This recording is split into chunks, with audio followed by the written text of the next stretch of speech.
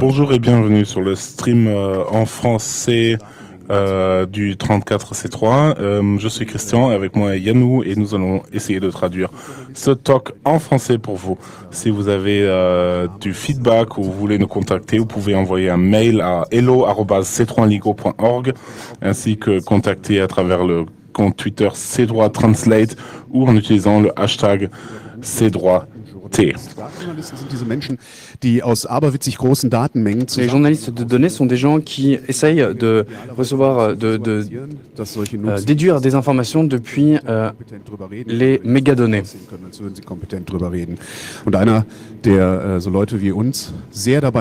Une de ces personnes est ici avec nous.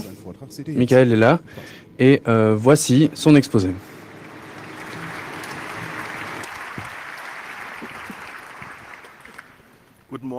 Bonjour à tous. J'espère que vous avez bien dormi.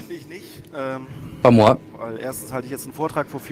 Parce que d'une part, je me trouve maintenant devant plein de gens. Et deuxièmement, je m'occupe ici d'un sujet qui mène souvent à des débats très animés. C'est pour cela qu'il y a ce premier dia. Je suis de gauche. Et j'aimerais me distancier de toute forme de racisme, sexisme, antisémitisme, xénophobie, islamophobie et tout discours haineux. Dans le cadre de cet exposé, je suis scientifique et j'essaye d'être le plus neutre possible. J'observe le débat et je ne m'y implique pas. Je ne veux pas ici vous présenter mon opinion politique, mais observer celle des autres. Commençons. D'abord, je vais vous parler de la méthodologie pour que vous puissiez voir comment ma recherche a fonctionné et pour que vous puissiez voir comment elle est reproduisible. Il y a une API sur Twitter grâce à laquelle on peut télécharger ou plutôt voir quels sont les statuts, voir combien de followers ils ont. Notamment, on a donc une interface grâce à cette API. Il y a un cache entre l'interface et l'API. Donc ça veut dire que quand je fais une requête auprès de l'API, il suffit qu'il va juste la chercher depuis une base de données. Si on se donne du mal, après quelques semaines ou quelques mois, on peut avoir plusieurs interfaces grâce aux recherches à long terme. L'idée est que je ne fais pas une requête auprès d'un seul utilisateur, mais de nombreux utilisateurs. Il y a ce qu'on appelle un load balancer qui permet d'équilibrer un petit peu les charges. L'API Twitter est malheureusement limitée, donc je ne peux pas faire un nombre infini de requêtes par minute. Si j'ai l'autorisation auprès de plusieurs personnes de faire une sorte une requête, eh bien, s'ils m'autorisent, je peux en faire plusieurs par minute. Ça permet aussi d'équilibrer les charges et ça permet surtout d'avoir un processus un petit peu démocratique. Mon collègue a programmé une interface où on peut dépenser un token. Il y a un code qui nous permet d'envoyer plus de requêtes auprès de l'API. Tout cela va dans le livre Netzpolitik, une sorte de journal de bord que nous avons tenu avec mon collègue pour pouvoir avoir une base de données avec toutes les requêtes que nous avons envoyées. Voilà pour la méthodologie.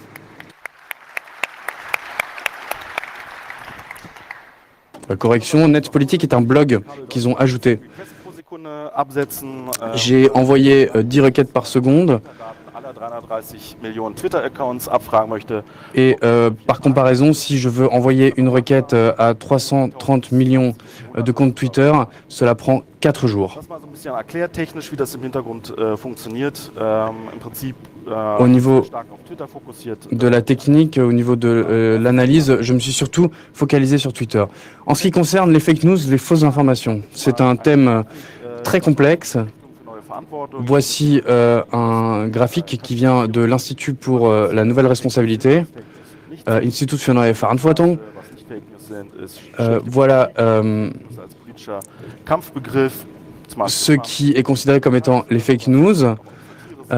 C'est à droite, il y a la désinformation, il y a la manipulation, les fausses informations, et à gauche, ce qui n'est pas des fake news. Au milieu, il y a le mauvais journalisme, le clickbait. En ce qui concerne la manipulation d'informations, à droite, on parle là des images manipulées ou des images avec une fausse légende. Je n'ai que peu de temps, donc je ne vais pas trop parler des fake news. Il y en a une dont je vais vous parler que je trouve assez typique. C'est une fake news sur une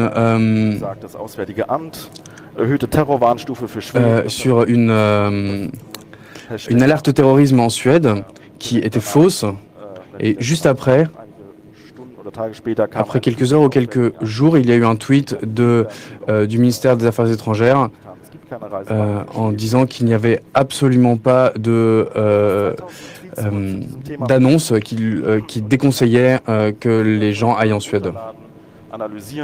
On peut ensuite réfléchir à faire quelques graphiques qui permettent de visualiser un petit peu ces fake news. Ici, sur l'axe des X, vous avez le temps qui va du 2 mars 2017 au 9 mars 2017. En bas, vous avez les fake news et en haut, vous avez les tentatives de contradiction de ces fake news. L'avantage est qu'on ne voit pas seulement combien de tweets ont été publiés, mais surtout l'impact de ces tweets. Si il y a un tweet et personne ne le retweet, il y a juste un petit point. Par contre, s'il y a beaucoup de retweets, eh bien, vous voyez un grand arc. Ce tweet avec l'avertissement du voyage en Suède a été publié en septembre. Et il n'y a pas eu de retweet. En février, il y a eu un autre tweet sur ce sujet. Le compte n'a qu'un seul follower et il n'y a aucun retweet. Donc le thème avait déjà été traité, mais il n'a absolument pas été porté. Un autre exemple, 1er mars 2017, et là on va aller sur le mur de cette personne, de ce compte Twitter. Voilà une capture d'écran. Le tweet a toutefois 6 retweets. Et donc on peut voir qu'il y a le premier impact de cette information. Et puis au fil du temps, ça augmente. Il y a encore un tweet sur ce sujet avec 29 retweets.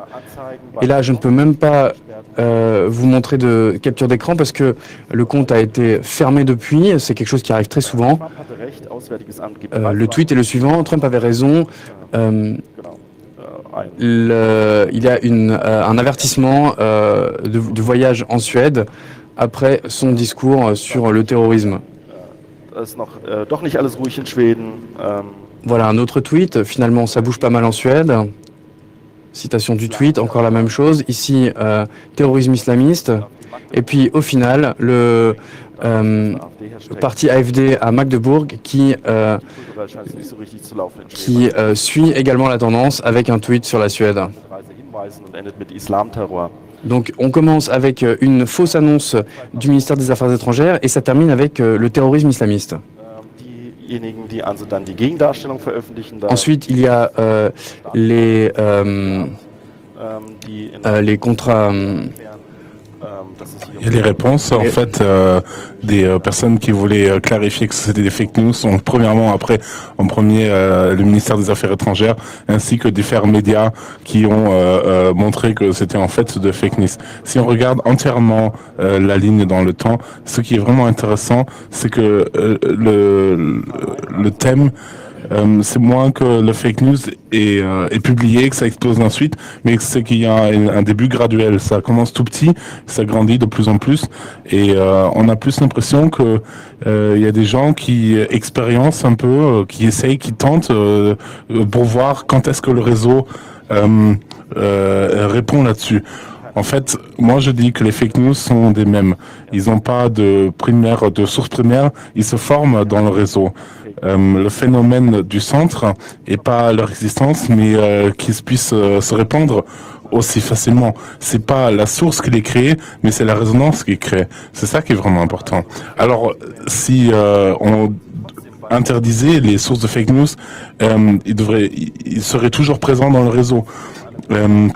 Comme les fake news en tant que même ont une portée très grande, on peut en faire un très grand capital, en fait. Donc, on peut parler de Breitbart News ou de Trump qui essaie de prendre du capital de cette idée. Donc, on peut pas seulement les montrer seulement dans la ligne sur du passé, mais on peut aussi regarder les comptes qui ont répandu les fake news et qui ont répondu dessus. Donc, on crée un réseau.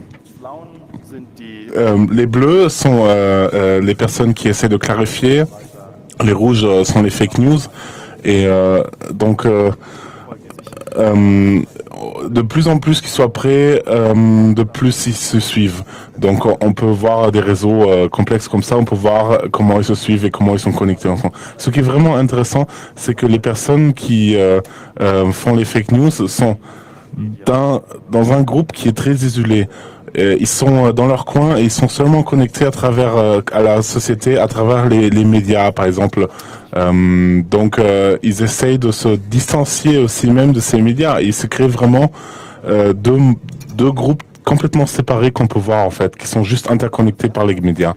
Donc la première fois que j'ai vu cette image, la première fois que j'ai vu l'image, je me suis dit oulala, c'est un filtre en fait, c'est une bulle dans laquelle les gens se bougent. Donc ce qui est vraiment bien, c'est qu'avec l'API de Twitter, on peut regarder plus profondément dans les users. Donc on peut aussi regarder le timeline des utilisateurs de Twitter. On a plus d'accès de données. Donc je montre en bleu encore les non-fake news et en rouge les fake news. Donc 89% des personnes qui 89% des personnes qui ont répandu les fake news ont vu n'ont pas vu la réponse, mais 89% des personnes qui ont répandu les fake news n'ont pas suivi ce chose. Ce que je veux dire, c'est que il y a vraiment une bulle en fait, parce que une bulle, la bulle des fake news, reçoit moins d'informations de l'autre bulle que la bulle des médias normaux reçoivent de la bulle de fake news. Donc ça, c'est une carte. Ça c'est vraiment ça c'est la carte des utilisateurs de Twitter en Allemagne entière, et la couleur selon le pays dans lesquels ils viennent. Donc on peut mettre des couleurs différentes. Donc là avant on avait selon pays, là c'est selon âge du compte. Donc en vert c'est des comptes qui sont très très jeunes, qui sont très nouveaux en fait, pas jeunes en termes d'âge de la personne, mais jeunes en termes de durée sur Twitter. Et donc s'ils sont rouges, c'est des comptes un peu plus vieux. Et là on voit différents groupes en fait. Donc des groupes de jeunes, les médias en fait, le marketing, on a même un peu de porn, cliquez pas là-dessus. Et voilà. Donc on voit vraiment des groupes et comment ils sont connectés. Mais ce qu'on peut faire aussi avec ce graphique, on peut le mettre dans une autre couleur. On peut aussi mettre la couleur selon quel parti se trouve dans quelle partie du réseau, quel parti politique se trouve dans quelle bulle du réseau en fait. Donc on a vu les différentes couleurs des partis qui sont plus ou moins dans leur groupe ici en bas. Donc il y a l'AfD, l'extrême droite Allemagne, qui sont un peu dans leur coin. Donc là, on avait avant en bleu les personnes de l'extrême droite et maintenant avec l'autre couleur, on a les personnes qui répartissent les fake news. Donc là, vraiment, on voit qu'il y a une coïncidence sur la carte même. Donc le truc marrant, c'est que c'est pas vraiment les députés de l'extrême droite qui font ça, c'est leurs followers et les groupes qui le font. Donc et là, si on va l'âge des comptes, donc on voit que c'est des comptes très très jeunes, ils ont une activité très très grande, beaucoup de tweets par jour. Et puis on peut voir au sein de ce groupe, on peut voir quel genre de termes ils utilisent et pour les comparer avec d'autres termes qui sont utilisés sur le reste du réseau Twitter en fait. Et donc les termes qui sont les plus utilisés sont voilà, ils sont islam, Allemagne, migrants, Merkel, Mas, c'est un politicien politique, bataille pour la liberté ou SPD, c'est parti de gauche, la droite, Antifa, censure, Pédiga, Syrien. Et donc on voit vraiment que c'est un groupe très jeune, très spécial.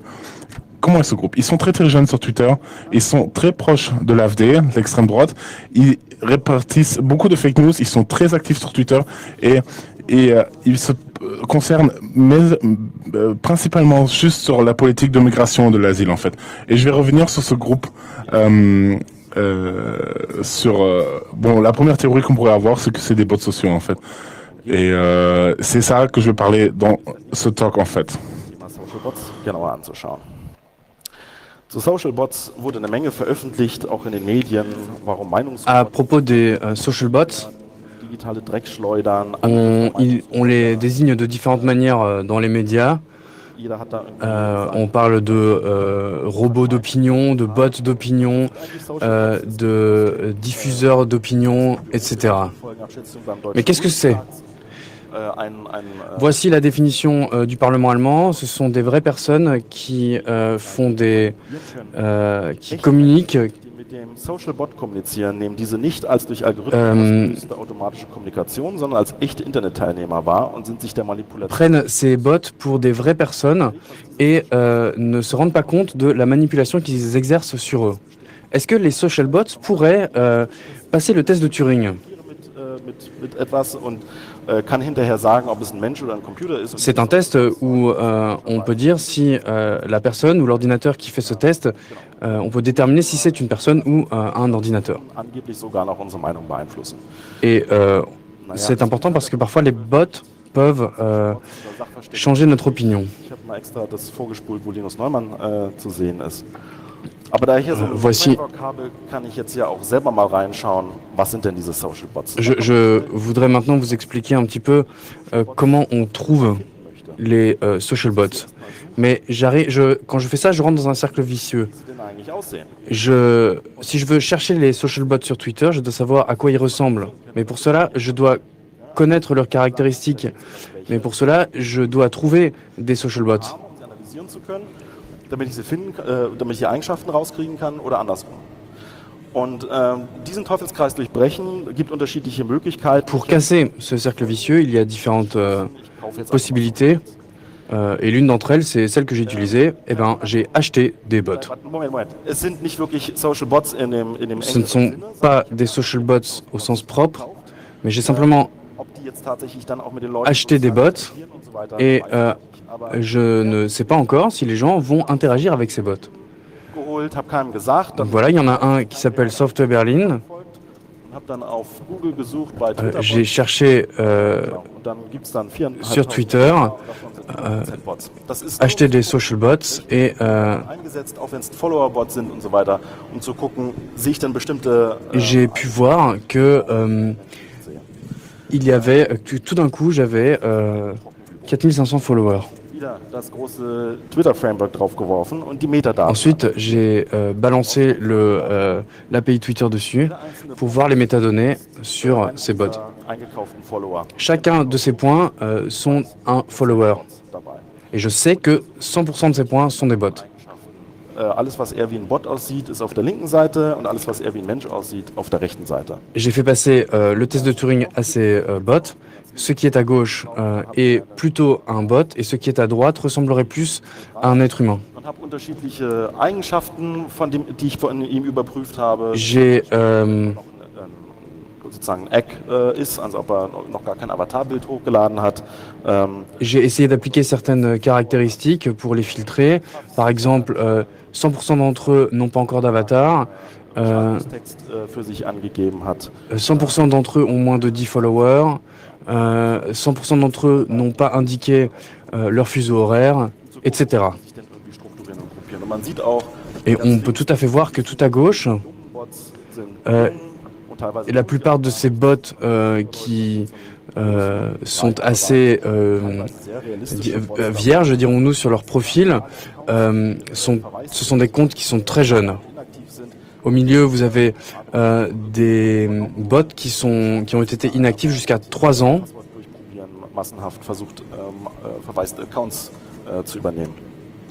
Und die dritte, und das fand ich mir sehr Et interessant, la troisième catégorie, et je trouve que c'est assez intéressant, ce sont des comptes qui ont été en partie vérifiés. Donc là, il y en a une, c'est Peggy, qui est présentatrice à la télévision, reale Personen, die mir Chris gefolgt sind. Glorioso et Das war un sehr merkwürdig. Ich habe versucht, mit den Leuten Kontakt aufzunehmen. Nicht alle. New-Yorkais très connu, un journaliste chez NBC. Et c'est intéressant parce que j'ai acheté les followers et dans ces followers, il y avait des personnes qui sont réelles.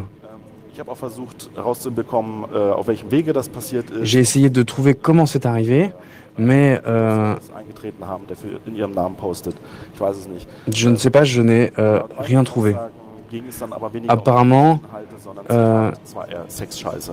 il s'agissait plus de... C'est peut-être plus à cause de citations. Was ich aber spannend finde, ist, wenn man so eine CDU-Forderung, Kennzeichnung von Social Bots, ja, was ist denn, wenn der eigene Account übernommen wurde? Ja, also der wird dann, Mais der eigene Account ist mit einmal halbautomatisiert. ce que je trouve intéressant, c'est Eine Fragestellung, die ich dann auch nochmal la question que je me suis posée pendant que j'ai préparé cet exposé. Quel compte existe aujourd'hui encore?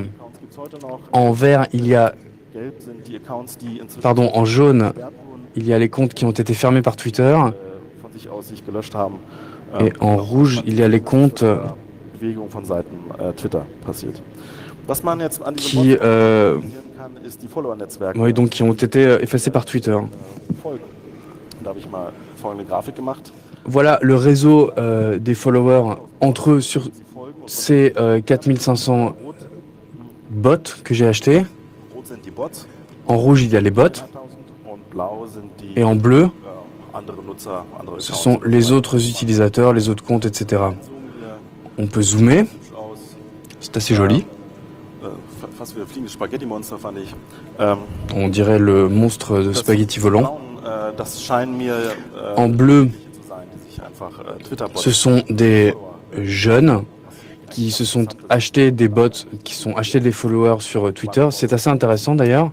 jemanden 10.000 Bots oder Follower künstlich anzuhängen. Mais- ist halt relativ einfach zu machen und ist auch gar nicht so teuer. C'est assez intéressant de voir que c'est très facile d'acheter des bots et c'est d'ailleurs assez bon marché. Noch erkennen und Comment reconnaître les bots? App-Analyse, ich weiß Il y a des analyses avec grâce il y a des analyses grâce à des apps de tweets. nicht hat.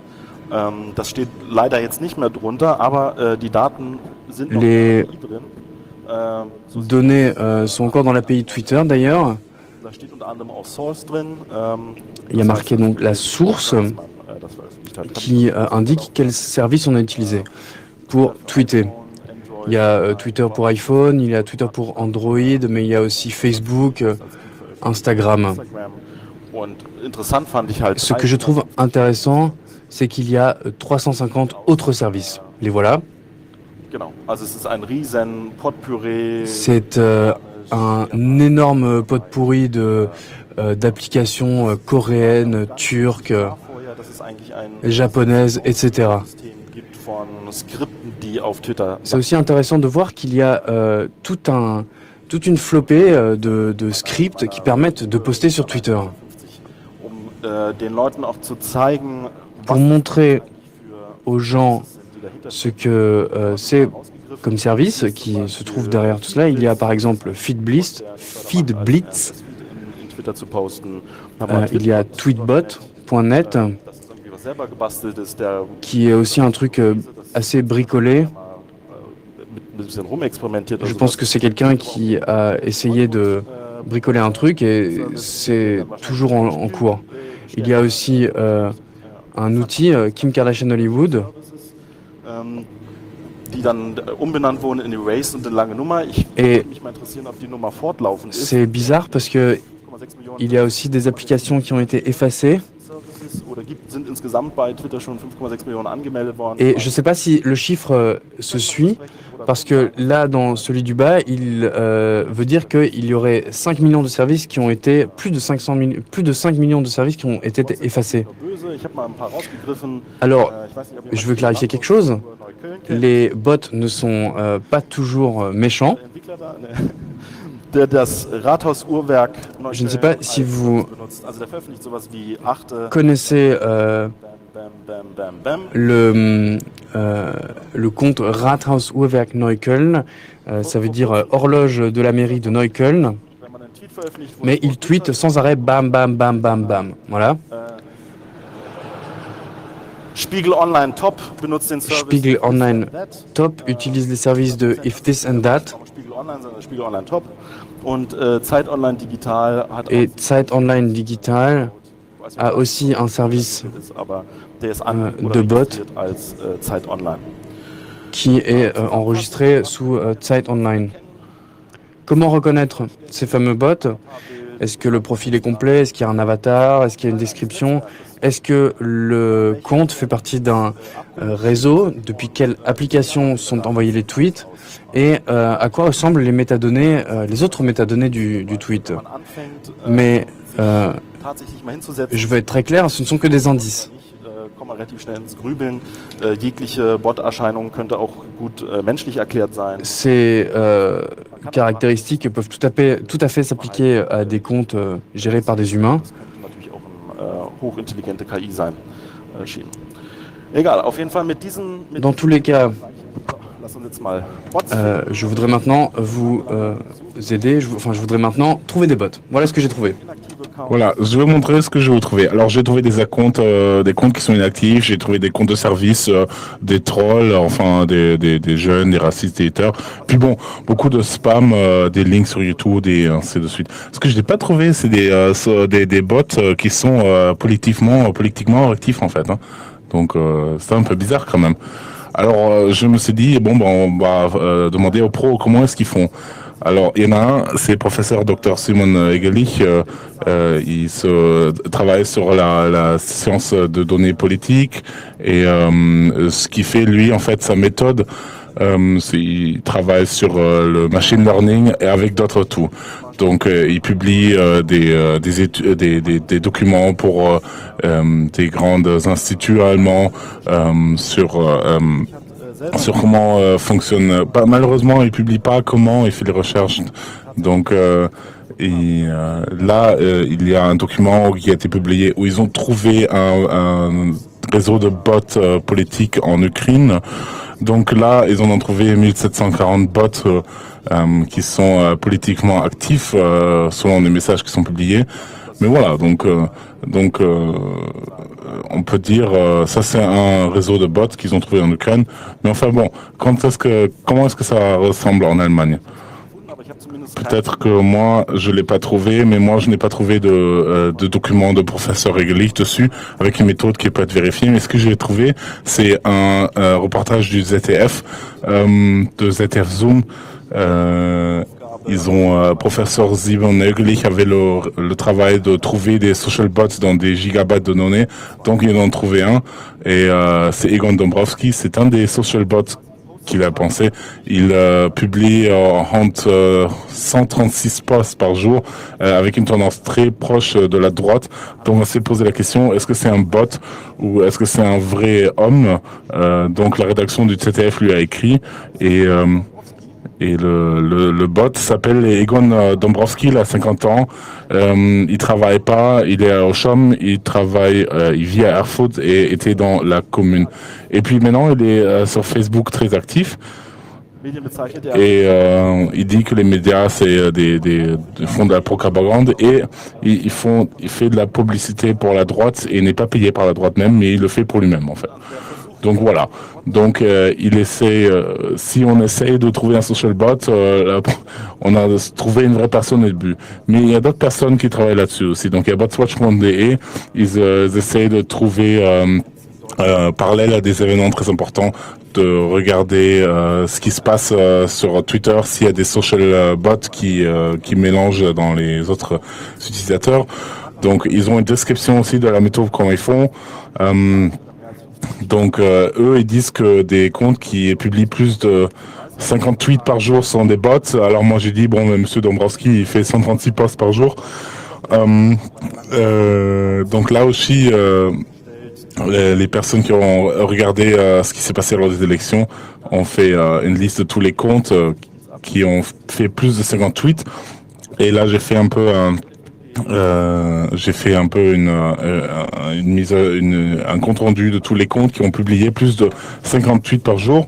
On est déjà à Socialbot, donc là on a déjà des médias en fait, Welt et Focus Online qui font plus de 50. Christopher Lauer, un politicien allemand, ainsi que Madame Schellenheck. Ils font chez les Verts, ils font aussi plus de 58 par jour. Bien sûr aussi les partis avant les élections, la CDU, les conservatifs, les républicains en Allemagne qui ont fait 64 tweets par jour. Et puis bon après il y a plein d'autres aussi. Donc 58 par jour pour qualifier un bot, c'est vraiment pas sérieux et c'est scientifiquement pas prouvé. Et comment est-ce qu'ils ont trouvé ça? Eh ben, c'est le critère de social bot de l'université d'Oxford. Donc c'est intéressant, je trouve. Hein. Donc puis j'ai commencé à regarder les études et papers des différents qui parlaient de ce thème, comment est leur méthode en fait. Et puis j'en ai pris que 2 parce qu'il n'y en a pas vraiment pas mal. Donc il y en a vraiment 2 qui sont importants. Donc les social bots lors des élections présidentielles aux États-Unis. Ça c'est une publication qui a été publiée avec le titre les bots et l'automatisation sur Twitter pour les élections présidentielles. Et j'avance un peu au moment où ça arrive. Alors, il commence à parler des social bots en fait, et puis après, bon, il commence par les social bots et après qui ressemblent à les social bots et à la fin, il parle donc il parle de heavy automated bots, donc des bots qui sont très automatisés. Donc eux ils disent si 50 posts par jour sur un certain hashtag, on peut être catégorisé comme bot. Donc là, vous avez une liste de tous les hashtags qu'ils ont vus. C'est d'abord les pro-Trump, les pro-Hillary, et après les hashtags qui sont en général sur les élections principales. Bon, mais j'ai des questions concernant sur cette définition. Pourquoi est-ce que c'est 50 et pas 30 ou pas 100 Est-ce que c'est valide pour tous les pays Est-ce que ce critère, est-ce qu'on peut le prendre aux États-Unis et le mettre en Allemagne? Et qu'est-ce que ce genre, c'est compte est-ce que si je peux les identifier, je peux les regarder plus précisément? Combien de followers est-ce qu'ils ont? Combien de favoris? Combien de retweets? C'est ce qu'ils disent. Parce que peut-être qu'ils font plein de retweets, mais peut-être personne ne les lit. Et à travers quel service est-ce qu'ils écrivent sur Twitter? Parce que ça c'est important aussi. Et je peux comprendre qu'il y a pas mal de comptes, mais il y a des méthodes scientifiques qui sont prouvées. On en prend 100 au hasard et on regarde vraiment si c'est des comptes qui ont une influence politique. Mais malheureusement, dans les études, il n'y a pas de description là-dessus. Malheureusement, je ne peux pas vérifier parce que l'université d'Oxford ne publie pas les données là-dessus. Donc, le problème, c'est que il y a des guides de Twitter sur les licences de l'API qui ne peuvent pas être publiés.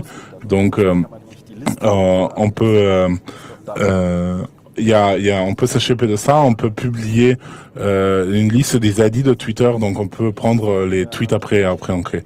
Donc heureusement, l'université de George Washington a une publication de 2016 et ils ont une liste de tous les ID en fait une liste de tous les ID de comptes qui utilisaient le hashtag Election Day.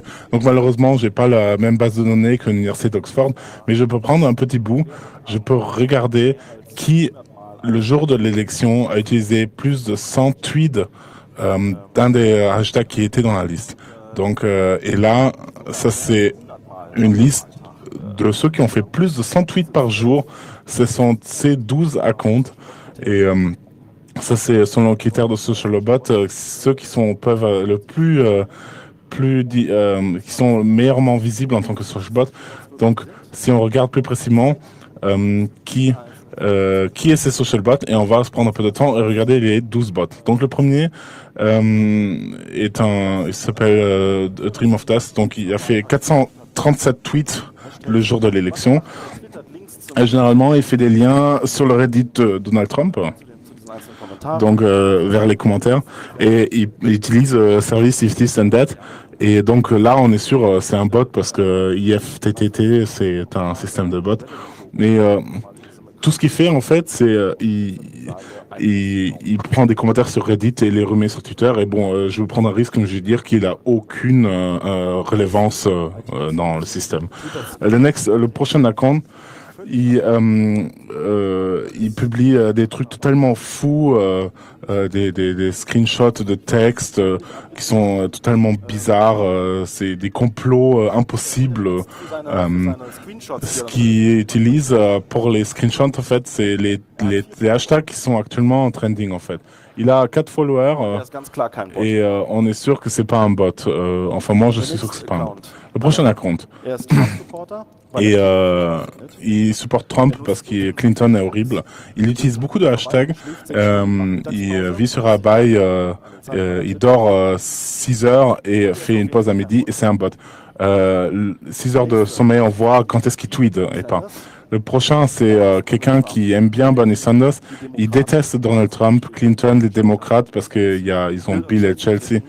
Et il déteste aussi Expedia parce que Chelsea Clinton est dessus, mais c'est pas un bot non plus. Le prochain a l'air très bizarre. Je pense que c'est un clickbot espagnol et qui essaye de prendre les utilisateurs et les mettre sur des sites de pub en fait. Donc il n'y a aucun contenu politique. Juste prennent les hashtags qui sont actuellement populaires pour se mettre dans les top des tweets. Ils ont un follower. Moi, je pense que c'est certainement pas un bot. Il y a des fautes de frappe et des trucs comme ça. Donc bon, voilà. Ça c'est pas vraiment. C'est généralement pas le cas. Voilà, ça devient un peu plus intéressant. Ça, c'est une mamie de Brooklyn. Elle est artiste, elle fait des images, elle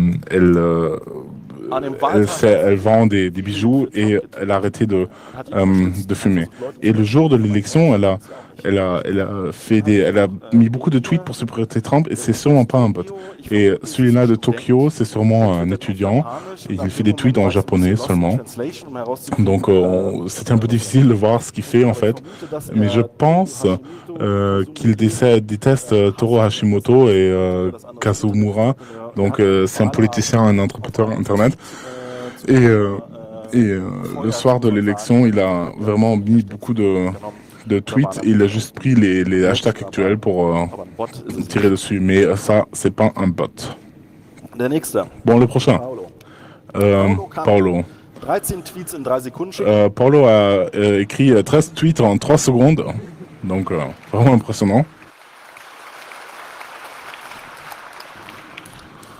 Il utilise 3 services italiens totalement connus. Il y en a un qui est bloqué maintenant. Il est pro-Hillary. Personne fave ou retweet ses tweets. Et c'est certainement un bot, mais il a aucun impact. Et on a celui-là. Celui-là, il aime Jésus, il aime la famille, Trump, Wikileaks, Fox News et les armes. Donc... Voilà. Et il déteste le féminisme, Hillary Clinton, CNN, Obamacare, l'avortion de grossesse, mais c'est pas un bot non plus. Et on a Président Trump. Ça c'est un compte satire. Parfois il est marrant, il a un follower, et c'est pas un bot non plus. Dann haben wir noch Mareike. Donc, Mareike, elle est journaliste de l'Afrique du Sud. Elle travaille pour l'AFP. Elle a tweeté live sur Election Day. Et c'est pas un bot non plus. Dann haben wir Et, noch on a encore Dr Van Nostrand. J'ai pas de photo de lui. Il aime bien le baseball, le football américain, Fox News et Trump. Il déteste Hillary, Bill Clinton, CNN, l'islam, les féministes et la gauche. Et lui aussi, il a suivi la victoire de Trump live sur Twitter, en fait.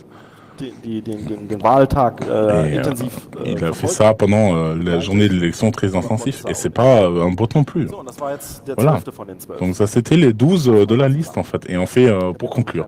Alors, j'ai fait un petit tableau, une liste pro-Clinton, neutre et pro-Trump. Et dans les colonnes et pour les lignes, j'ai fait humain, Wir haben auf jeden Fall einen Social pas Bot sûr gefunden, et der bot. Clinton ist, On a trouvé un bot Clinton, un bot Trump. es sich tatsächlich einen Social Bot handelt, der Si c'est vraiment un bot, ça je suis pas sûr, parce qu'ils n'ont pas d'interaction sociale en fait. automatisiert Donc zu veröffentlichen. ils ont juste publié Aber nicht wirklich einen Impact des informations, mais ils n'avaient aucun impact en fait. Eine große Gruppe, die wir gefunden haben, Un grand groupe de personnes qu'on a trouvé, c'est les pro-Trump, mais humains. auf der Pro-Clinton-Seite. Voilà, haben ce wir nur pro-Clinton, on a trouvé un compte de satire en fait. dazwischen Et im entre-temps, Bereich ein Berliner et en neutre, on a trouvé un fan de Bernie Sanders, un journaliste, un japonais et quelqu'un qui aime bien les complots. derjenige, der sein, Et on en a un qui est pas sûr, c'est lui qui écrit que des liens. den Accounts, von denen ich glaube, Si je dass regarde maintenant que si je montre les comptes qui vraiment ont participé à une discussion politique, c'est les comptes ici présents et c'est bon à peu près la moitié de ces comptes-là.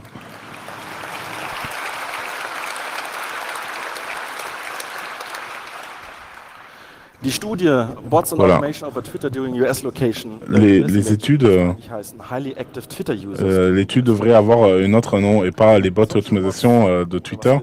C'est devrait avoir des listes de comptes qui sont très actifs en fait. Donc les bots sont des politiques, des citoyens qui sont politiquement actifs, des gens qui font du spam avec des hashtags, des médias, des journalistes, et puis quelques simples bots en fait. Donc il y a une étude de l'université de Caroline du Sud. Ils ont dit que des bots sociaux qui ont modifié la discussion en ligne des bots sociaux. Donc eux, ils utilisent un service qui s'appelle Bot or Not. Donc je veux pas aller trop profond là-dessus, mais dans le centre, ce qu'ils font, c'est ce que j'ai fait au début. Ils regardent de collecter tous les données méta autour du compte et de les catégoriser. Et après, avec une probabilité, ils essayent de définir si le bot si le compte est un bot ou non. Donc ça c'est leur base. Donc attention,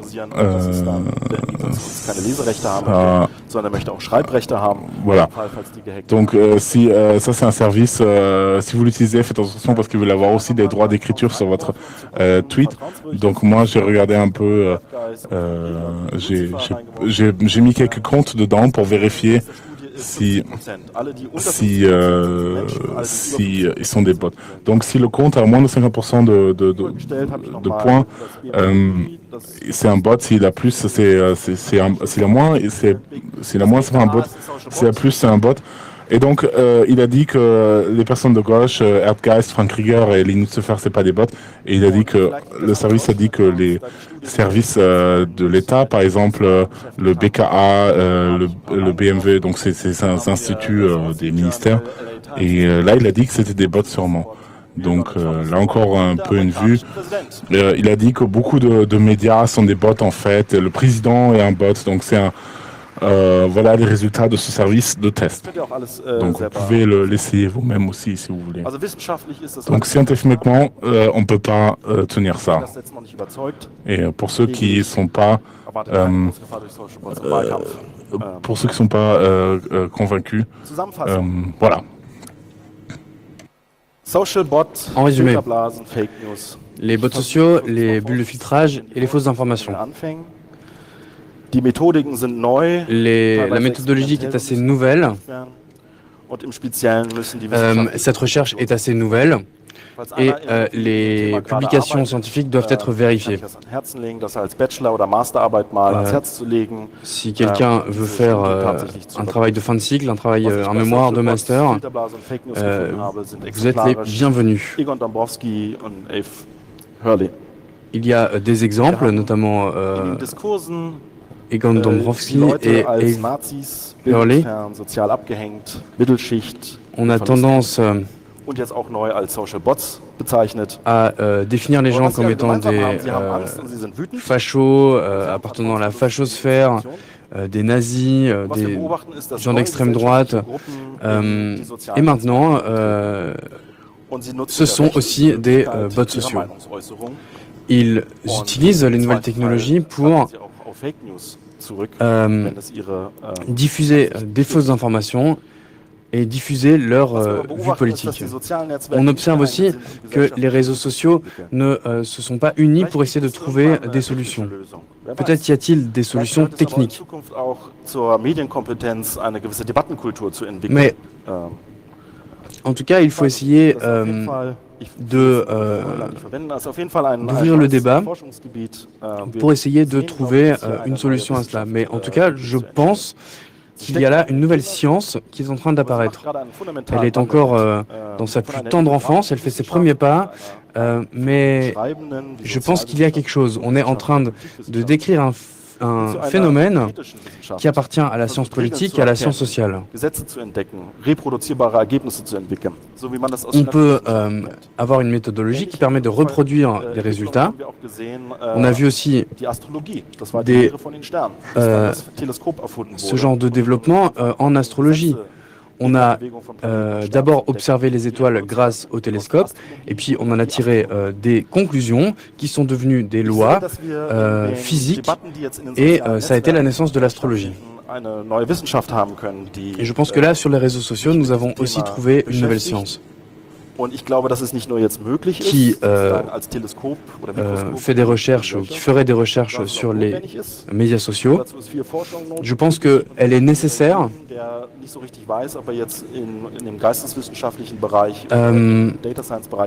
Je pense que là, on n'est pas dans une espèce de tentative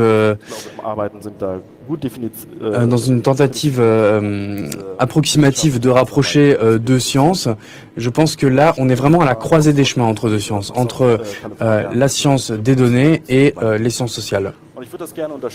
J'aimerais bien soutenir les premiers pas de cette science. J'ai publié une partie du code source de mes outils. Je suis disponible au numéro DECT 3600. Je suis ici pendant les 2 jours du congrès si vous avez envie de me poser des questions sur le fait que nous pourrions peut-être entamer un débat sur le thème des bots sociaux. Merci.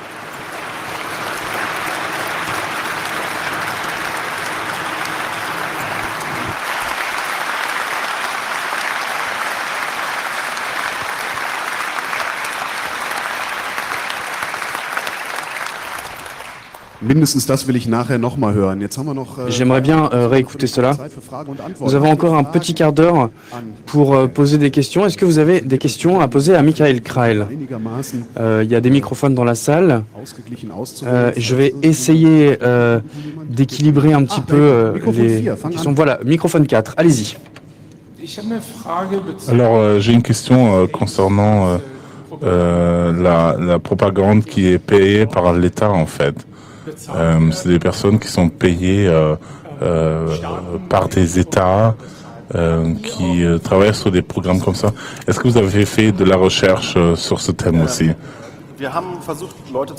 Alors on a essayé de trouver des personnes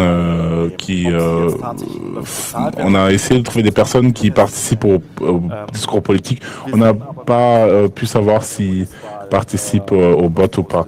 Donc on voit des personnes qui postent sur des élections présidentielle et si on voit qu'il participe aux élections sur Twitter et à côté de ça il a encore une vie privée sur Twitter, on pense pas que c'est un bot. C'est vraiment la grande question qu'on a vraiment, c'est l'impact qu'on a. Est-ce que vraiment par Twitter je peux faire que les gens changent leur vue politique par Twitter. Donc je fais attention à ne pas partir de ce point de vue. Microphone 2. Merci pour l'exposé. Je pense que c'est un sujet très important, surtout si cela veut dire qu'on doit changer notre méthodologie scientifique. Merci beaucoup pour cela. Je suis un petit peu déçu que tu n'aies pas trop parlé des fake news, parce que j'aurais bien voulu savoir comment l'influence qu'ont ces bots dans la diffusion des fake news. En tout cas, ils ont une énorme influence. On a pu voir que pendant les élections américaines, de nombreux comptes ont diffusé des fausses informations alors qu'ils se trouvaient en Europe. Donc ils n'ont aucun programme politique, il n'y a absolument aucune raison qu'ils diffusent des fausses informations. Il n'y a pas de but politique derrière. Au début, il y en a même qui ont essayé au début de diffuser des informations pour Madame Clinton, et puis ils ont vu que ça marchait pas trop, donc ils ont changé de bord. Donc on a une question de l'Internet. Alors, de l'IRC, beaucoup de compliments pour l'exposé. Les personnes ont dit qu'il serait intéressant d'analyser le hashtag du Congrès et de voir le troll. Donc il y a des questions. Est-ce qu'il y a encore des smart bots qui se battent entre eux et qui ont des interactions entre bots? Des flame bots. Oula. Alors tout ça c'est des concepts théoriques, même si on se lit les études là-dessus, c'est des concepts qui disent ça pourrait être comme ça. Moi je suis pas ici pour dire ça peut passer, moi j'ai aucune idée ce qui se passait avec l'intelligence artificielle dans les années à venir, mais ce qu'on voit jusqu'à maintenant c'est il n'y a pas d'intelligence artificielle qui fait ces contenus. Microphone 3. Salut. Le premier critère pour différencier les bots, les comptes humains des comptes de bots serait la fréquence des posts. Pourquoi est-ce que vous en êtes pas servi? Parce que c'est pas toujours un critère auquel on peut faire confiance. Si je développe maintenant un bot social, eh ben je vais être intelligent et je vais faire en sorte qu'il ne poste pas 100 fois la minute. Mais au final, ce n'est arrivé qu'une fois où on a vu qu'un bot social diffusait de manière réaliste. Microphone 1. Je voulais demander, est-ce qu'on t'a dit que les social bots perdent d'influence? Est-ce que ça veut dire que qu'il n'y a pas vraiment de discours de compta, mais s'il y a la question est plus ou moins s'il y a un changement dans l'impact et dans le danger que présentent ces bots. Alors premièrement, il y a une phrase qu'on a entendu une phrase on a entendu les dernières 10 années, c'est quelque chose, ça veut dire que l'Internet est pas à la source de problèmes, juste montrer des problèmes qui étaient déjà là. Donc c'est quelque chose qui est juste devenu possible avec les réseaux sociaux. Donc ça c'est la différence. Donc je voulais savoir que si ce danger est un peu réduit, parce que chacun vit dans sa petite bulle, c'est-à-dire que les bots n'ont pas d'influence parce qu'ils sont contenus dans leur bulle en fait. Non, mais j'ai pas d'idée finale là-dessus. Mais je sais, enfin, on le sent que les réseaux sociaux sont généralement pas conçus pour faire un discours. Ça finit toujours dans un flamboire en fait. vraiment des solutions. C'est pas le bon endroit pour faire des solutions. Peut-être que l'homme n'est pas fait pour ça. Peut-être que les réseaux ont un problème que nous ne sommes pas conscients. Et on ne doit pas oublier que c'est une technologie très expérientielle. Un réseau qui donne la possibilité des hommes à communiquer de cette taille. Microphone 4, bonjour. D'abord, félicitations pour cet exposé. Ma question est la suivante. Tu as parlé de Twitter. Est-ce que vous avez aussi analysé des réseaux sociaux qui ont aussi une grande capacité de diffuser des informations? La question est quelle influence a un tweet quand c'est envoyé par des petits comptes? Un tweet à 10 000 followers est plus important que 10 000 tweets à un follower. Effectivement. C'était d'ailleurs un critère d'exclusion pour les tweets qui n'étaient pas favorités ou qui avaient très peu ou qui n'a pas été retweeté. En ce qui concerne les réseaux sociaux, on voit que ça arrive pas mal sur YouTube. Il y a beaucoup de gens qui sortent leur caméra dans leur salon et qui partagent leurs opinions politiques. Il y a aussi ce réseau social russe qui s'appelle VK.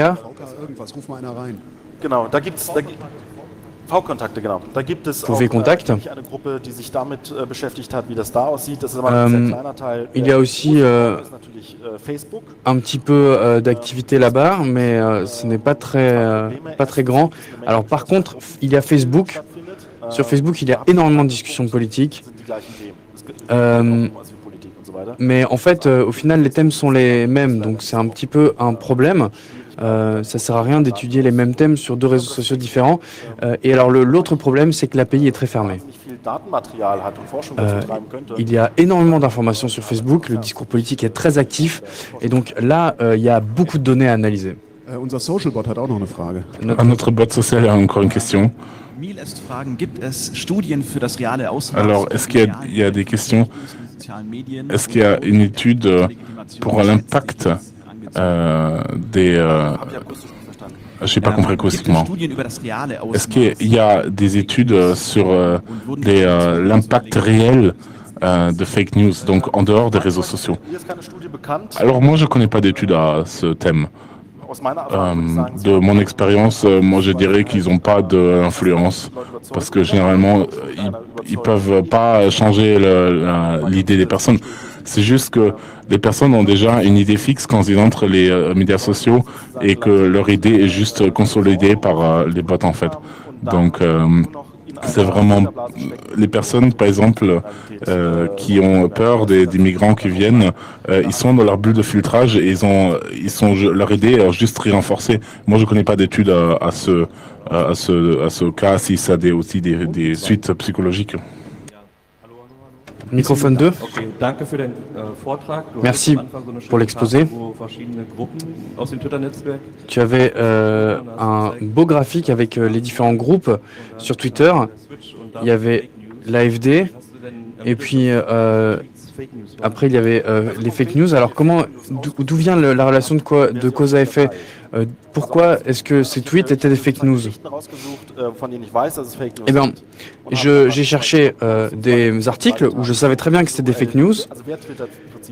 Et puis, grâce à l'URL, j'ai réussi à sortir quel tweet transmettait des fausses informations.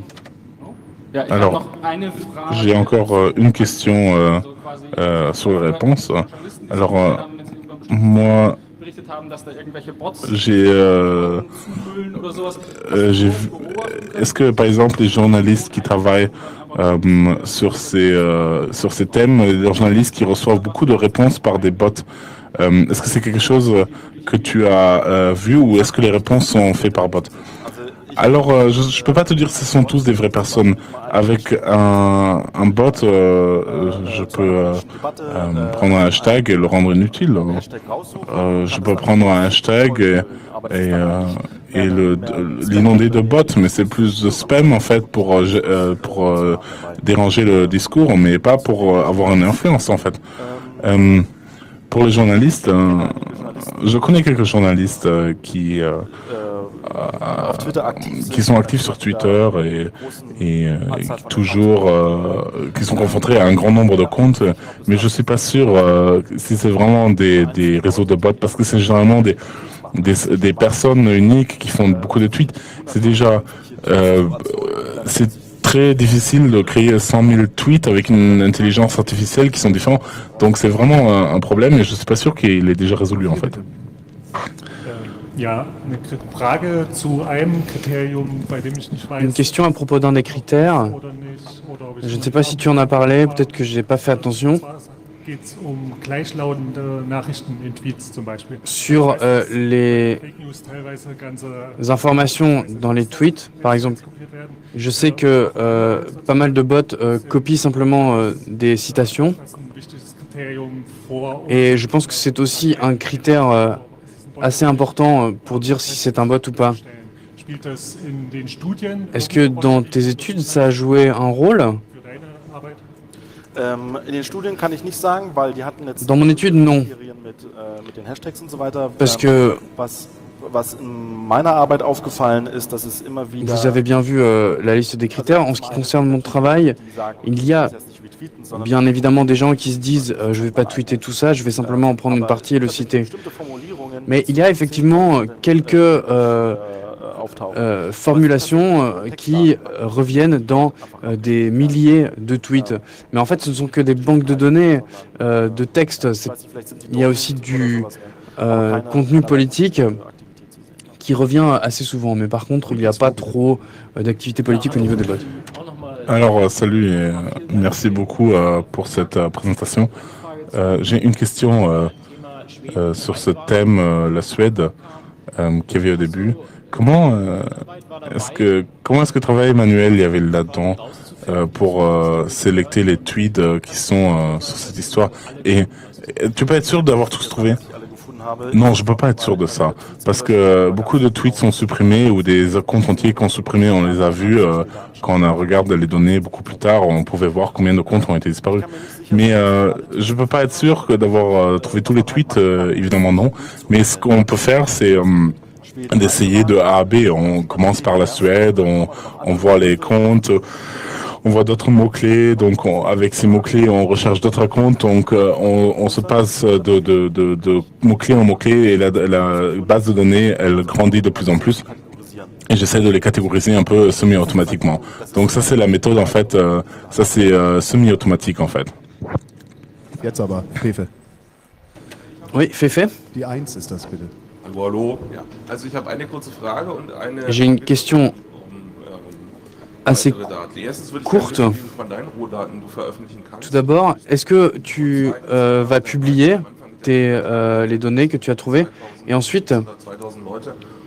Und das ist sur la ligne de temps que tu as affichée, da frage ich mich immer, ich habe mehr ungelesene Mails in meiner Inbox, wieso interessieren mich 2000 Leute? Ist das je me demande, eine relevante Größenordnung? est-ce que est-ce que la charge, la masse de gens était pertinente? Alors, sur la publication des données, il y a une condition sur Twitter qui ne me permet pas de publier les données sur 10 000 comptes Twitter. Sinon, j'aurais simplement fait clic droit publier. Hydrated Tweets heißt das, also sozusagen nicht nur Mais IDs zu haben, sondern wirklich eine große CSV-Datei oder sowas, die en man fait, extra mal durchklicken kann. euh, Bei dem einen oder anderen, je der peux da peut-être schon exporter un fichier Excel avec le nom des comptes et le contenu du tweet. Ça, c'est quelque chose qui est possible, mais j'ai pas trop envie de le diffuser à grande échelle. Kontext geben, ist das Pour la deuxième question, est-ce que tu peux la répéter? findest du das eine relevante Größe oder Est-ce que tu trouves que analyser kommt es intuitiv nicht so viel 2000 comptes sur ta ligne de bei 80 Millionen temps, c'est pertinent parce que sur 80 millions d'Allemands, 2000 personnes, c'est pas très, ça me paraît pas représentatif. Facebook ist es nur ein winzig kleiner Teil davon auf Twitter Und inwieweit da Oui, dann alors, 2000 Leute tatsächlich einen Impact haben auf en fait, j'ai pris ce chiffre parce que ça me paraissait déjà faisable. Il y a, sur les 80 millions d'Allemands, il y en a énormément qui sont sur Facebook. Parmi eux, il y en a beaucoup moins qui sont sur Twitter. Et donc, en fait, j'ai simplement essayé de réduire le chiffre. halte ich nicht für politisch gesellschaftlich relevant in Deutschland. De plus, je ne trouve pas que la discussion politique soit pertinente au niveau social en Allemagne. Alors, une dernière question. Merci beaucoup parce que ton projet m'a sauvé mes études. Merci beaucoup pour ça. Alors, ce que moi j'ai vu que, spécialement par ces armées de trolls en fait, est-ce que tu as regardé dans les comptes combien de choses se répètent à l'intérieur d'un compte? Alors par exemple, ils ont souvent les mêmes images de profil, ils ont des comptes avec des noms qui se suivent en fait. Alors ça c'est un phénomène qui est général, qui est présent sur Twitter en fait. Donc c'est quelque chose qui est pas juste pour les bots par exemple. Si un nom de compte est pris, ben, ils mettent un chiffre derrière. Donc ça, on peut pas vraiment le dire parce qu'il n'y a pas de différence entre les bots et les citoyens. Donc il faudrait prendre un ethnologue qui mène une conversation avec les personnes pour voir si elles sont payées ou pas. Moi, je trouve ça dangereux dès le début de mettre un label là-dessus pour dire que ils sont payés ou pas. Donc c'est très compliqué et il faut une recherche très importante. Ah, ok. Alors moi, je les ai trouvés que par hasard en fait, parce que je l'ai fait avec pour les élections en Turquie.